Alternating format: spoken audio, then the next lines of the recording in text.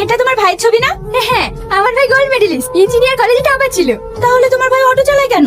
আরে অটো আমার ভাইয়ের না, আমার ভাইয়ের বন্ধুর। আমার ভাইয়ের সঙ্গে অ্যাক্সিডেন্ট করে ওর বন্ধুর একটা পা ভেঙে যায়। ভাই ওকে ক্ষতিপূরণ দিতে গেলে নেয় না, তাই ও যতদিন সুস্থ না হয় ভাই ওর অটো চালিয়ে ও সংসার চালিয়ে দেয়। বাহ, খুব সুন্দর তো। হ্যাঁ, আমার ভাই খুব ভালো। এমন ভাই অনেক ভাগ্য করে পাওয়া যায়। আমার আব্বা মারা যাওয়ার পর এই সংসারটাকে তোমার ভাই আগলে রেখেছে। তোমার ভাই এখনো বিয়ে করেনি? না, ও কোনো মেয়েকে বিশ্বাস করে না। কেন?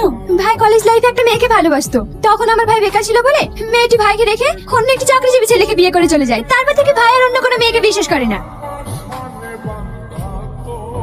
এসো মা, তুমিও খেয়ে নাও।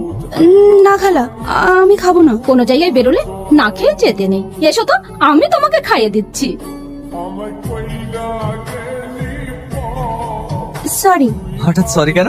আমি আপনাকে অনেক খারাপ কথা শুনিয়েছি, না জেনে আপনাকে অনেক খারাপ মানুষ ভেবেছিলাম। এতে আবার সরি বলার কি আছে? আপনি মেয়েদেরকে বিশ্বাস করেন না কেন?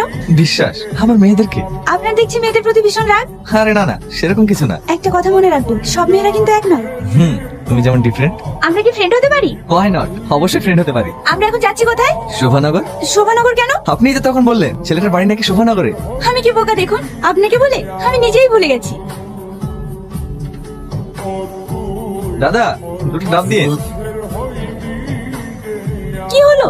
কি জানি হঠাৎ করে কি হলো, আমি দেখছি শিট, ইঞ্জিনের সমস্যা হয়ে গেছে। এখন তো এটা আর চলবেও না। তাহলে এখন কি হবে? দাঁড়ান ভাই, দাঁড়ান দাঁড়ান দাঁড়ান, আমাদের গাড়িটা খারাপ হয়ে গেছে। আশেপাশে কোনো গ্যারেজ পাওয়া যাবে?